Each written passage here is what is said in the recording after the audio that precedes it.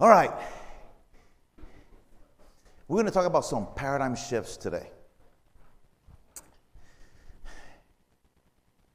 The number one.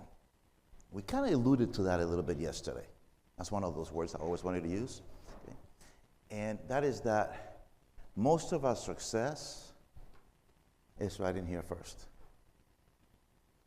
Okay. So we're going to talk about that. Let's read that together. The only thing keeping you from your goals is your brain. We know that what makes people successful, it's not the strategies, and it's not the tactics. I know, and all of you do too, some people that are totally illiterate and they're multimillionaires. So it wasn't the education. It wasn't the strategy. It wasn't the tactic. But it was their belief. You know, there was a time when Henry Ford was sued. Actually, Henry Ford sued a newspaper reporter. Okay? Oh, I love it. Touch me. Thank you, Eddie. So, what happened was, this newspaper reporter kept saying that Henry Ford was an idiot. And he called him that. So Ford sued the newspaper, and they went to court. And when Ford testified, he said, listen, I do not need to know how the internal combustion engine works.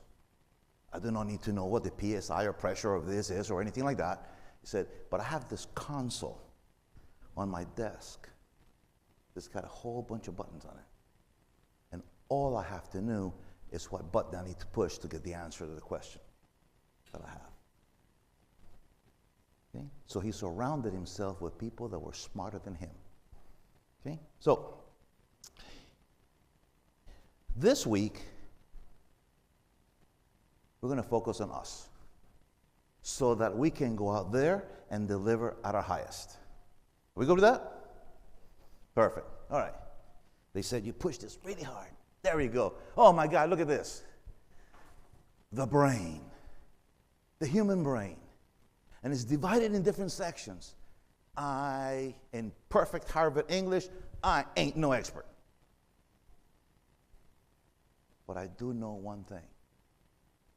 That if I know how my brain works, then when I am presenting in front of my customers and my clients, because everybody here now has a new price structure, correct? Yes? Excuse me? Yes? All right, outstanding. Because I heard somebody say that after they had a conversation with somebody in the academy, they realized that they were undercharging.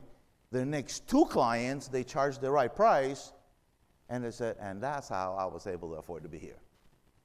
Right? So, who paid for the trip? They did. Okay? So, but the brain is divided into three different sections. The conscious mind, the unconscious mind, and the instinctive mind.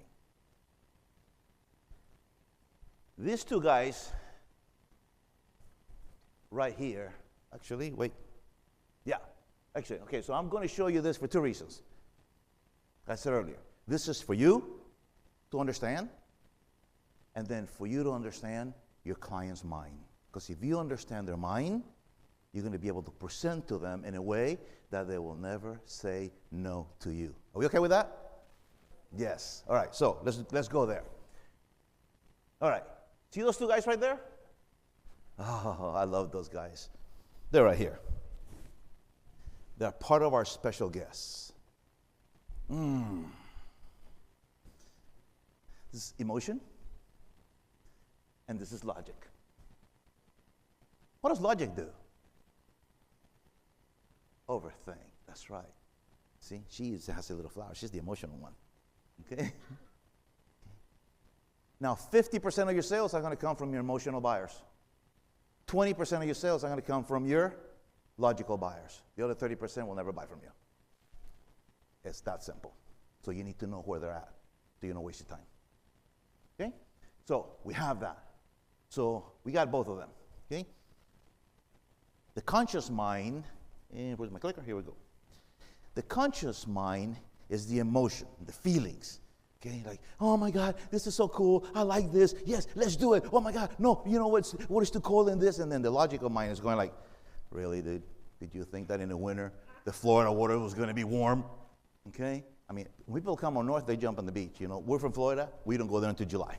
Okay? But you have the two people, and they're always fighting.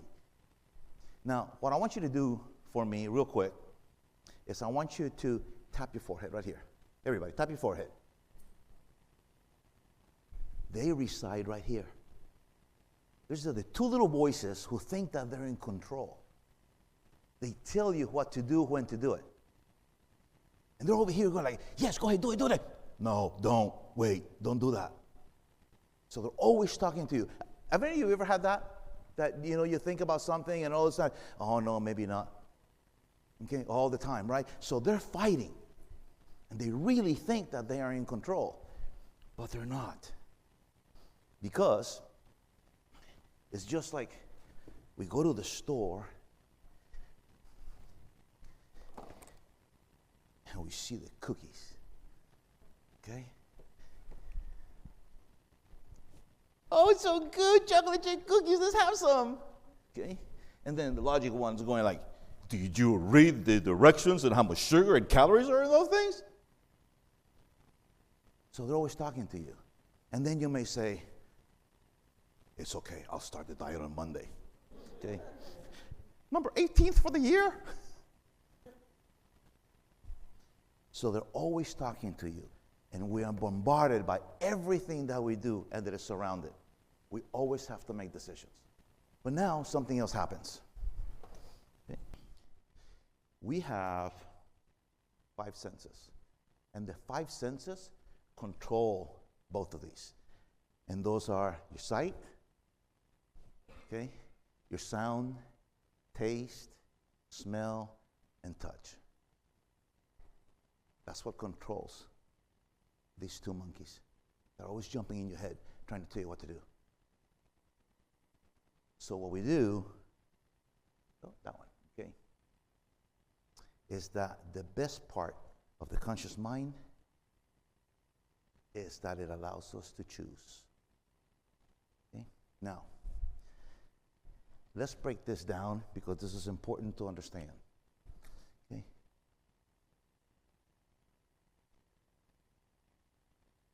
To choose means that there are 2 or maybe even 3. Left or right. Yes or no. But there's another word that's much more important than this, and that is to decide. Because once you choose, when you decide, if you look at the etymology of the word, it means that you cut off or you kill the other option. Okay? Side is to kill, D is to make a choice. So when you choose, you say, okay, this is what I'm going to do. And now you made a decision, and now you're committed to that. And that's what a decision is, okay? That's why it's called decision, because you're going to have to kill something to go the rest of the way. So when we know that, and we understand, then we can figure out what we want to do. Now, this is one of my favorite authors, Napoleon Hill. And he said, definitive of purpose. Okay? Let's look at this. There's one quality which one must possess to win, and that is definitive of purpose, the knowledge of what one wants, and the burning desire to possess it. That's why the strategies and the tactics don't matter. What matters is your choice, your decision, and the actions that you take. Because you can surround yourself by the right people that have the right answers and just be the orchestra director. You don't have to play all the pieces. Okay? Now, one of the things that I had an opportunity to be in one of his private libraries this past year, and that was because I made a decision. I remember when I was growing up in Puerto Rico, and I wanted a bike. I wanted a bicycle. My parents couldn't afford it, so I had to make a decision. How am I going to get this bike? Well, guess what I did? I got a newspaper out. Not only one, I got two, because that's what I wanted. I wanted a banana seat bike. That's what I wanted when I was a kid. But they couldn't afford it. So I got a newspaper route. And I started walking. Then my route got so big on Sundays, my mom had to help me. Think about this. I used to sit on the hood of the car so I could throw the newspapers out, okay, to the houses. So I could afford my bike. But I made a decision. And then what I was making from that newspaper route wasn't enough. So I got a second route. I delivered the San Juan Star before 7 a.m. That was before I went to school. And then I delivered El Mundo in the afternoon edition in the afternoon after school. But at Christmas that year, I was able to afford the bike that I wanted. Never got the bike. My sister wanted a doll or something, so I gave my mom the money. Here, get my sister a doll. Okay? But it taught me something. It taught me to make a decision and go after my goals. Last year, I had the opportunity to be next to one of my mentors. And the only way that I could was to compete, because he's already surrounded by a lot of people. But he launched a new program, and it involved Napoleon Hill, and it involved the foundation of Napoleon Hill. And I ended up in that competition because I wanted to be next to my mentor. And my mistake was that my target was to be in the top 10, because the top 10 people were going to be with him, spend some private time with him, and we got to go to Earl Nightingale's private foundation in Chicago and spend some time there. My goal was to be in the top 10. I ended up number 8 out of 18,000 worldwide. Okay? So I was proud of that. But you know what my mistake was? I said I wanted to be in the top 10. I didn't say I want to be number 1. I reached the goal, but I missed the mark. So that taught me something too. And I got an opportunity to deliver right there. Now, Earl Nightingale was one of the 12 Marines that survived the USS Arizona bombing during Pearl Harbor. Okay? And he went, when he came back, he had an insurance agency. And he had built a nice business. And then he said that he wanted to go sailing, because that was his passion, the sea. And he had a radio station, that he was doing. Okay. Oh, yeah, perfect. Thank you. My brassiere is showing. So he was going on this vacation. And then his staff said, what about the radio show? He goes, okay, wait. Yeah, I'll go record this thing. Okay? Remember, back then it was LPs, long play records, 33 and a half that you put, with the stylus and all of that, not what we have today, CDs or anything like this. So he recorded this message. And then he gave it to his staff, and their staff were listening to it, their salespeople were listening to it, and they were saying, wow, this is amazing. And then they said, that radio spot that he has? Let's just give them the record and they can play the record, because he wasn't here instead of the substitute person that was going to be. That record became the very first golden record for the spoken word. He wanted to be a millionaire before he was 30. Interestingly enough, while he was out on his sailing boat with his family, when he came back, there was hundreds of people and reporters and stuff waiting for him at the dock. Almost like the story of Jenny Lynn when P.T. Barnum brought her here, and I will talk about that in another presentation.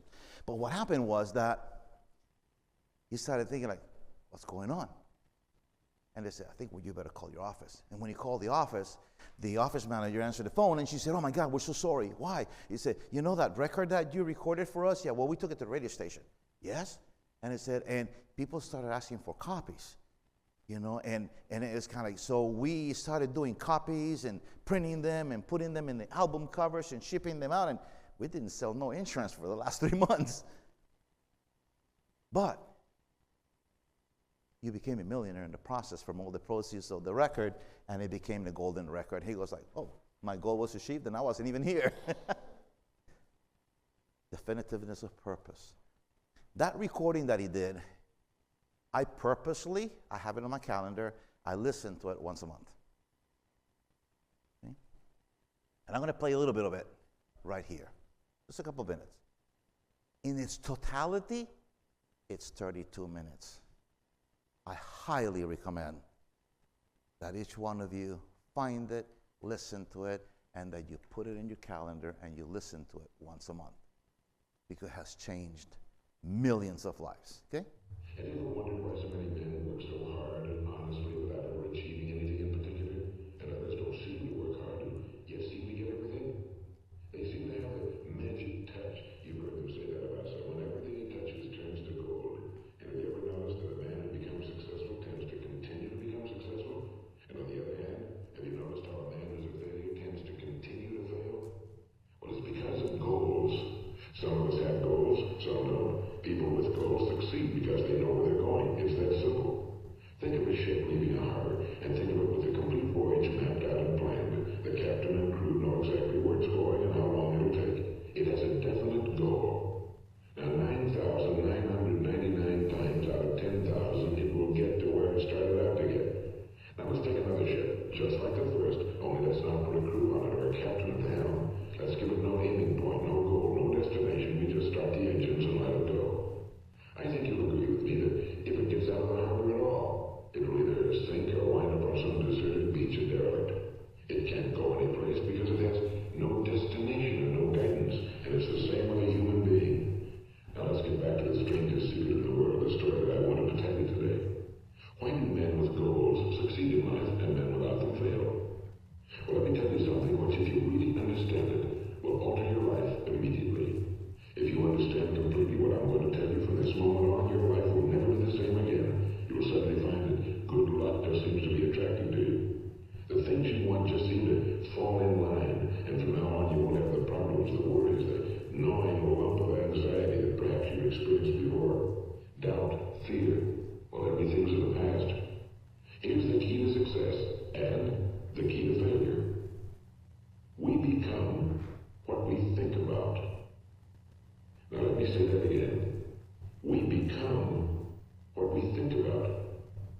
Throughout all history, the great wise men and teachers, philosophers and prophets have disagreed with one another on many different things. It's only on this one point that they are in complete and unanimous agreement. Listen to what Marcus Aurelius, the great Roman emperor, said. A man's life is what his thoughts make of it. Disraeli said this. Everything comes if a man will only wait. I brought myself by long meditation to the conviction that a human being with a settled purpose must accomplish it, and that nothing can resist a will that will stay even existence for its fulfillment. Ralph Waldo Emerson said this. A man is what he thinks about all day long. William James said, the greatest discovery of my generation is that human beings can alter their lives by altering their attitudes of mind. And he also said, we need only a cold-blooded act, as if the thing in question were real, and it will become infallibly real by growing into such a connection with our life that it will become real. It will become so knit with habit and emotion that our interests in it will be those which characterize belief. We become what we think about. So, our conscious mind is about choosing. I want this, I don't want that. It starts debating. Sometimes, we just have to make a decision and see what it's going to take to see it through. These individuals featured here made a decision.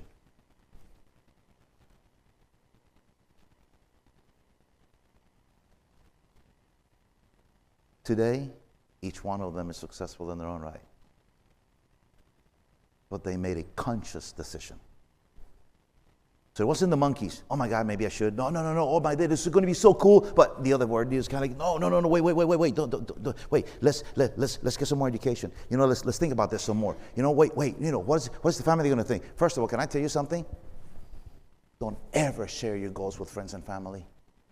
Okay? They're your worst enemies.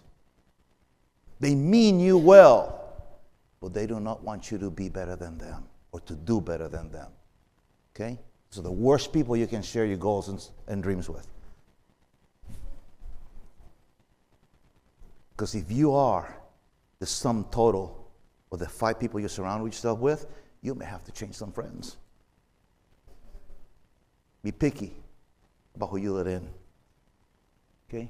And also, let's think about the unconscious mind. I'm going to introduce you to a friend of mine. Remember who I kept calling him yesterday, sub? In reality, this is the subconscious mind. This guy's right here. Yes, no, let's think about that. Yes. Okay, well, turn around, okay. Yes, let's go for it. No, wait, think about it. No. You know what? They think that they're in control because they're helping you make a decision. Let me tell you what the studies show. The studies show that the subconscious mind, that's his full name, subconscious mind, is actually the one that is in control. Can you guys compare sizes? Okay. Who's in control?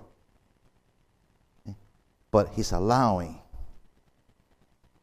the front part of your brain to think that it's in control. But ultimately, subconscious is. So we're going to talk about subconscious here just a little bit. Okay? The unconscious mind. The unconscious mind speaks in stories. Remember how logic speaks in questions? What's going to happen? Should I do this? Should I not do that? I'm not sure. Okay? I've never done this before. Oh, wait. I know somebody else who tried that before, and they failed at it. So you're probably going to fail too. Oh, no, wait, you're too white, you're too black, you're too tall, you're too short, your hair is too long, your little things that you put at the salon the other day didn't come out right, so, you're not, oh, no, don't get on camera. Your lipstick's the wrong color.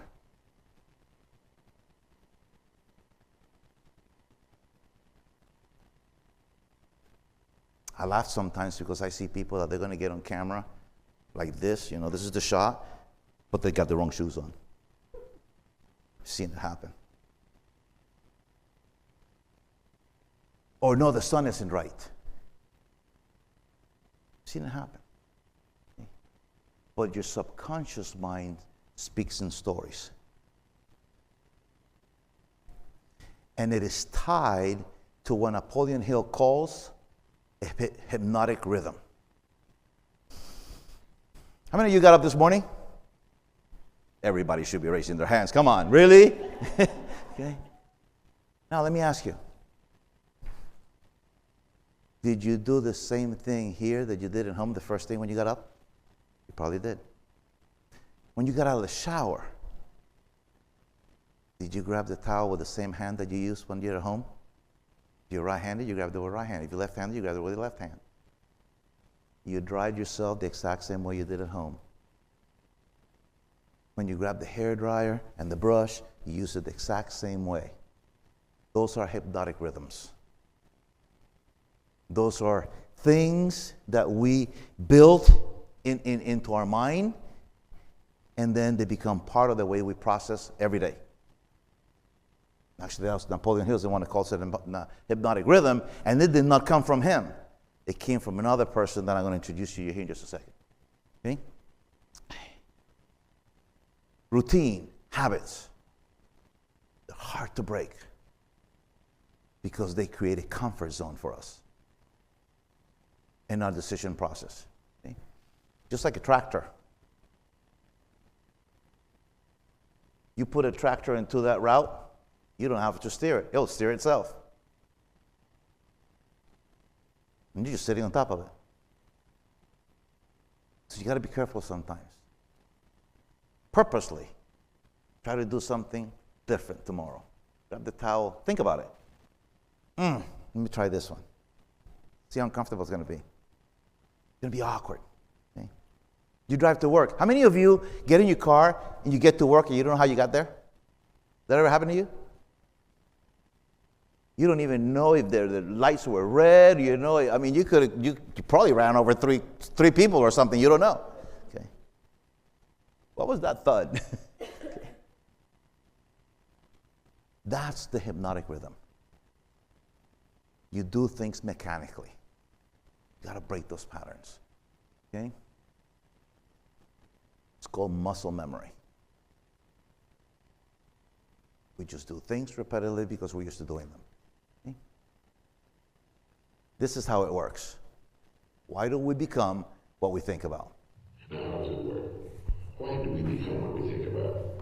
Well, I'll tell you how it works as far as we know. Now, to do this, I want to tell you about a situation that parallels the human mind. Suppose a farmer has some land, and it's good fertile land. Now, the land gives the farmer a choice. He may plant in that land whatever he chooses. The land doesn't care. It's up to the farmer to make the decision. Now, remember, we're comparing the human mind with the land because the mind, like the land, doesn't care what you plant in it. It will return what you plant, but it doesn't care what you plant. Now let's say that the farmer has two seeds in his hand. One is a seed of corn, the other is nightshade, a deadly poison. He digs two little holes in the earth and he plants both seeds, one corn, the other nightshade. He covers up the holes, waters, and takes care of the land, and what will happen? Invariably, the land will return what's planted, as it's written in the Bible, as ye sow, so shall ye reap. Now remember, the land doesn't care. It'll return poison in just as one little abundance as a little corn. So up come the two plants, one corn, one poison. Now the human mind is far more fertile, far more incredible and mysterious than the land, but it works the same way. It doesn't care what we plant. Success, failure. A concrete, worthwhile goal, or confusion. Misunderstanding, fear, anxiety, and so on. But what we plant, it must return to us. You see, the human mind is the last great unexplored continent on Earth. It contains riches beyond our wildest dreams. It will return anything. We want to plant. Careful with what you let into your mind. Okay? You have to guard it. Jealously guard it. Anybody know that industry? The Hollywood industry has made it their mission for the last 50 years that the billionaires and the millionaires are evil people. Next time you look at a movie, see who the bad guys are. Okay? Billionaires and the millionaires are the bad people. Are they programming you to continue to be poor so they can manipulate you? Yes. Don't get me going on the school system. I detest it because it creates employees. You know, last year, little segue here, I took my daughter, my 19-year-old daughter. You're going to have to add a 0 to that clock. Okay? And it was an event for young entrepreneurs in Cancun, Mexico, called Unlock the Secrets. 14-year-old kid on stage doing $100,000 a month. 17-year-old girl, already in her third business, already a multimillionaire, each one of her businesses. And you know what her theme was, which I thought it was fantastic because it even talked to every single adult in the room. And that's why I'm talking about it now. She said, it's okay to change. She said, when I was a 13-year-old and I did my first $1 million with my business, making keychains, she said, I was a 13-year-old. And then as I turned 14, I wasn't doing the 13-year-old girl things anymore. And I needed to move on. The hardest thing was for me to let go of 8 employees I had. And then she started a new business. Broke 7 figures with it too. And then she said, but you know what? That was the 14, 15-year-old girl business. Now I turned 17. I don't do 14, 15-year-old things anymore. So she started a third business. And she had already done 7 figures with that when we met her last year. And then one day, my daughter's at home, and we're talking, and because they have this little mastermind that they meet on Saturdays, and she goes like, oh my God, the kids, they don't know that there's a real world out there, the realities and this and that, and I'm just listening to her, and she's just venting. And I go like, okay. I said, you know what the difference between them and you is? He goes, what? They were all homeschooled. They were not told that you couldn't.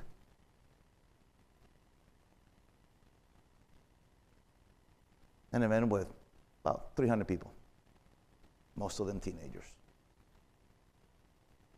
Now the 16-year-old, their girl that owns 32 doors. If you're in real estate, you know what that means. And now she's into flipping. Before she was into buy and hold. Can you believe that? 32 doors, that's 32 homes. At 16. But why? Because they did not know that there are limitations. Okay? So, we have our conscious mind, our monkeys, and our subconscious, the elephants. Okay? So we have the 3 different areas of our mind. We have the conscious mind that deals with our emotions, our feelings, logic, and faith. Our unconscious mind, which is really in control. And then we have our instinctive mind. This one. Did you know that we're really born with only 2 fears? Every other fear that we have is a learned behavior. That's it. 2 fears. See? Fear. It doesn't tell you what happened. It tells you how to feel about what happened.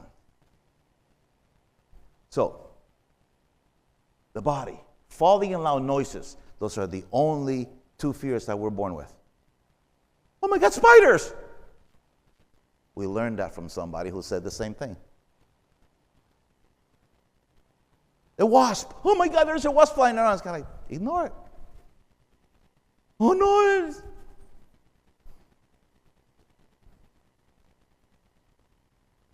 Everything else is learned. Ego. See this little lizard resides back here in the back of your brain. This one is telling you, oh, you're not enough. You're not tall enough. You're too short. No, you need to lose some weight. Okay? You will not be loved. This is the one that controls your status. Okay? Fear speaks in absolutes. You're going to die. One of the things that I learned when I went to law school was that any answer that contains an absolute is the wrong answer. We were taught how to do an exam without reading the question, only the answers. Okay? As soon as you see an absolute on one of those 4 answers, cross it out. Another one is totally out in left field somewhere, you can cross that out. Now you got 2 left. And you can read both of those and you can tell which one's the right answer. Now go read the question. Because there are patterns out there that you can follow. Okay? So here we go. We got the conscious mind that is ruled by emotion and logic, speaks in questions. You have fear, it speaks in absolute. And then the subconscious mind that speaks in stories and gets us in the hypnotic rhythms. Your goal, calm the lizard, guide the elephant, get the monkeys where they want to go. In a study that I read about the subconscious mind, it said that by the time you feel something, 7 seconds have already happened. Your subconscious mind already made a decision. Okay? Again, I'm showing you this for 2 reasons. So you get to know yourself, and you get to know your customers and your clients. Resistance is the negative force in the world that keeps you from fulfilling your dreams. Resistance. This is such a powerful word because it really holds us back. Look at that. There is a secret that real writers know that wannabe writers don't. And the secret is this. It's not the writing part that's hard. What's hard is sitting down to write. What keeps us from sitting down is resistance. The War of Art. It's about a 1 hour audible book if you get it. Okay? And resistance is what keeps most people poor. Okay? So, resistance is like the principle of the disruption after intention. Remember we talked about that yesterday? Where there's intentions, disruptions are going to follow. Believe me, I can give you example after example after example. Because we live it every day. But now, when you leave here, you're going to recognize those things. You're going to say, oh, I've been exposed to that. Fear equals resistance. No, I don't want to do this. Why? Because there's fear. Of what? Is it a spider? Is it a loud noise? Or are you falling? How does resistance work? Procrastination. Not that we don't do it, but instead, oh, there we go, that we will do it tomorrow. Lie number 2 that we tell ourselves is called shadow calling. No real risk. A broken form of what really matters. Number 3, pleasure, not fulfillment. This one stops most people. A lot of times people are looking for the reward without the investment. Marriage. Let me ask everybody here, is it hard? Absolutely. Pornography has the reward without the risk. And that's why it's so prevalent.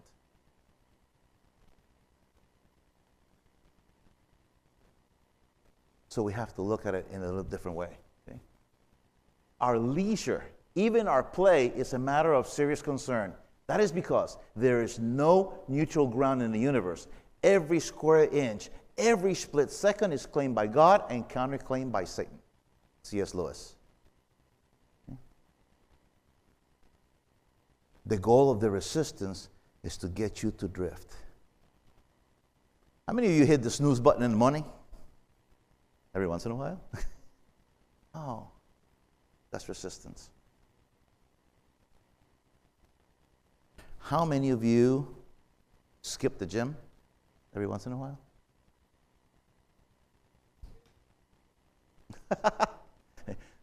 I even see 2 hands up. Okay. How many of you have had a membership for a year and not gone? Yeah. But I'm going to, okay? For 2 years, but I'm going to. Now,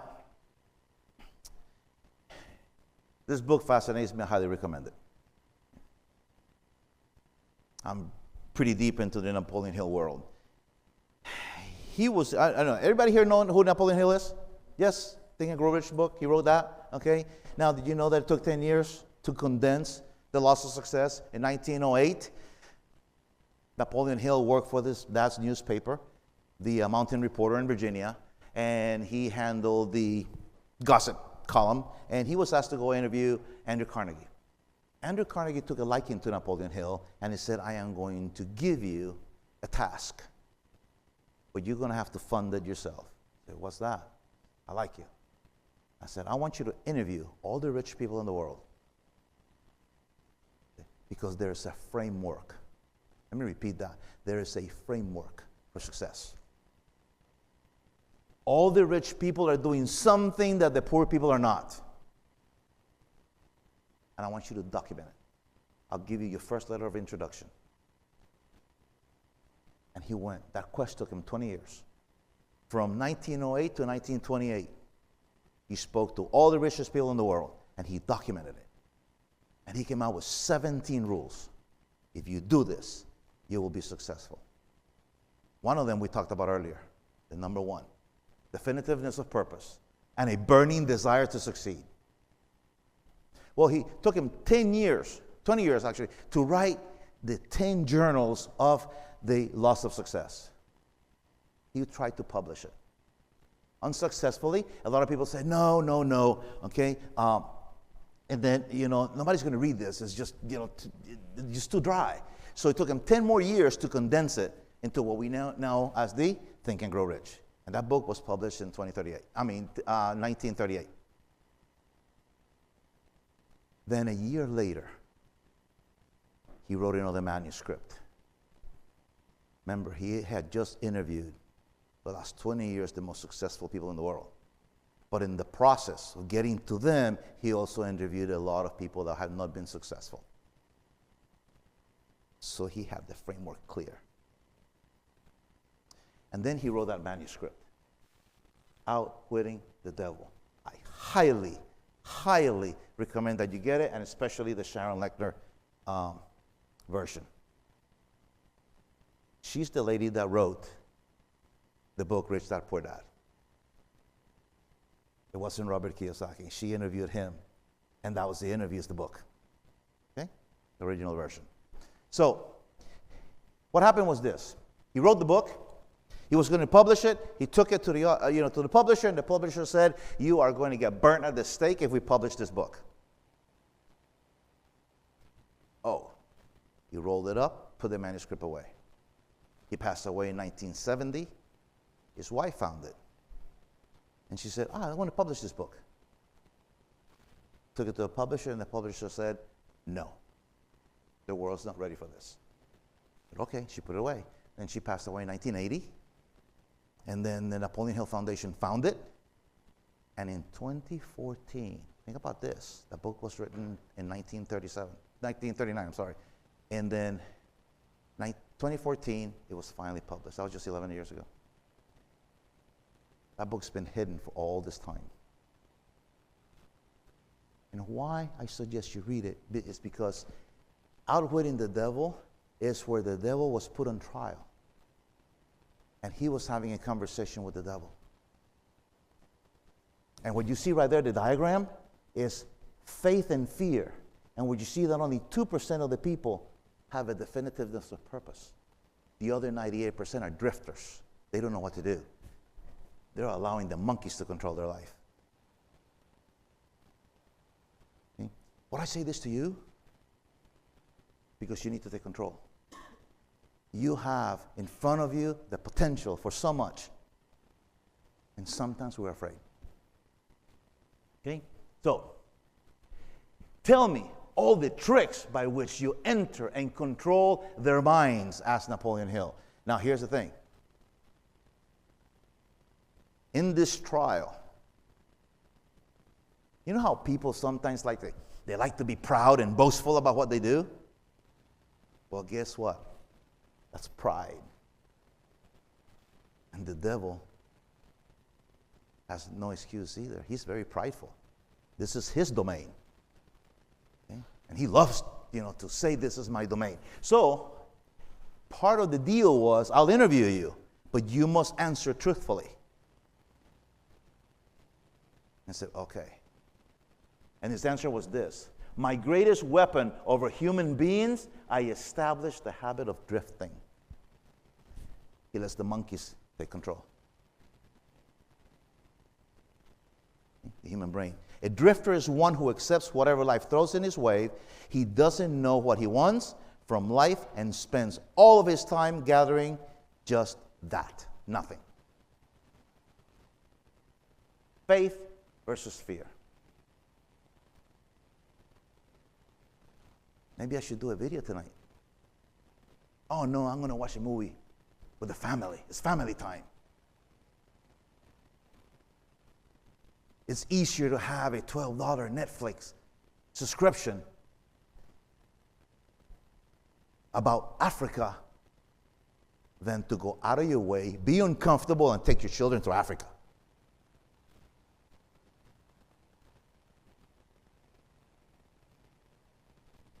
Yeah, it's very uncomfortable.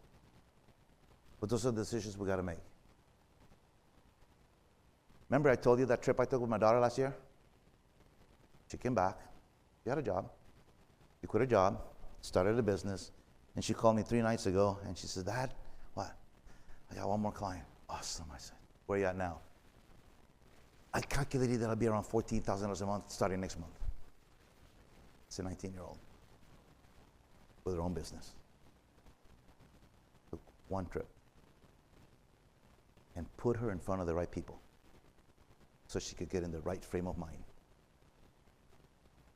to do that. And we just went to Vegas, spent 5 figures to take 3 of my daughters there to another similar event. And yeah, I'm so proud of what they're doing right now. Actually, one of them is going to be talking to you. Okay, so, all right. So, but anyhow, that's the difference between making those decisions. A ship in the harbor will always be safe, but that is not what ships are built for. You know, one of the things that I've learned by reading Scripture, especially the one verse that fascinates me the most out of every other verse in the Bible. Only one. Fascinates me more than every other one. Genesis 1:1. That's it. Because it says, in the beginning, time, God, matter, created. And He made us in His image. So that makes us creators too. Right? That one fascinates me because it opens all the doors for me. And then I questioned that He put gold in Eden. They didn't have to buy anything. So that means that riches are our inheritance? Oh, how much can we do? How much more can we do? Anyhow, faith versus fear. 2 types of people. The driven, 2%. The drifters, 98%. They're both controlled by hypnotic rhythms, but we create our own hypnotic rhythms. Okay? Legal rebels must operate at the correct level of value. I got more time. I'll honor that. Got to go eat, right? So, legal rebels must operate at the correct level of value. Let's talk about that real quick. I happen to be a good friend. It's Myron Golden. Some of you know him. Okay? I happen to be blessed and privileged that I'm 20 minutes away from him. And I get to spend 5-6 hours with him a week. People pay $150,000 to spend 6 hours with him a year. And I spend 6 hours a week with him. Okay? So it's a blessing. It really is a blessing. One of the things that I learned from him is that there are 4 levels of wealth. That's it, 4 levels. First one is right here, implementation, muscles, trade time for money. That's the lowest level. You'll only get to about $80,000 in income from that. That's us selling our time. Then there's the second level, unification level. That's just when we use our management skills. That's when we have people under us. We're managing people. That's between $80,000 to $200,000. And then we start using communication because we have to give instructions, right? Okay. Then, number 3, when we use our mouth to make money.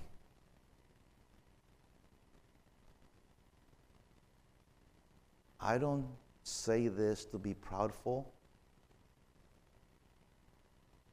but because I learned how to use my mouth, I've done $1 million in 1 hour from stage. Okay? And then the highest level is imagination. That's where Steve Jobs and all those people are. Okay? Because they use their mind to create things and then they employ other people. So those are 4 levels of wealth. That's it. You get to choose where you want to be. Okay? And that's where I want you to be at. Something interesting that Jay said yesterday afternoon was that he said, I don't even know what the forms are. Every business has 2 key people. It has the attractive character and it has the operator. Who's the attractive character in the academy? Ms. Digo, I ain't attractive, okay? I'm the operator. So you need both. He is the attractive character for his business. Okay? Paradigm shift number 5. You must produce more than consume. You are the hero of the story. All men dream, but not equally. Those who dream by night in the dusky recesses of their mind wake up in the day to find it was vanity. But the dreamers of the day are dangerous men and women, for they may act their dreams with open eyes to make it possible. That was Lawrence of Arabia. So we can. The driven, the legal rebels, are those who act. We are the small percentage of the population that goes out into the future. Imagine in your reality, come back into the present, and insist it becomes real. Are you okay with that? Read that again. We are that small percentage of the population that goes out into the future. Imagine our new reality, and then we come back and insist it becomes real. Are we okay with that? Let's read that again, because some people didn't read it. Okay? We are that small percentage of the population that goes out into the future, imagine a new reality, comes back to the present, and insists it becomes real. Are we okay with that? Yes. Oh, nice. Good morning.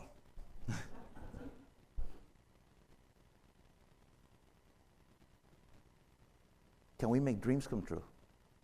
Yes. When we dream them during the day. Okay? Heavy is the head that wears the crown. Oh my God, is that so true? Success is hard on the front end and easy on the back end.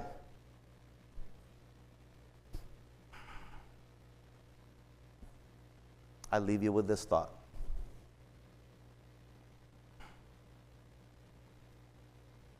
Choose your heart. It's either now, you can enjoy it later, or take it easy now and pay the price later. You get to choose.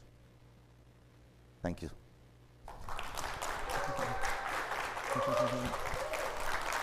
You know what I want? I want a picture. I want a selfie from up here. Oh my goodness. Can we do that? Everybody's going to help me, right? All right, let's do this. Hey, everybody wave. Yes.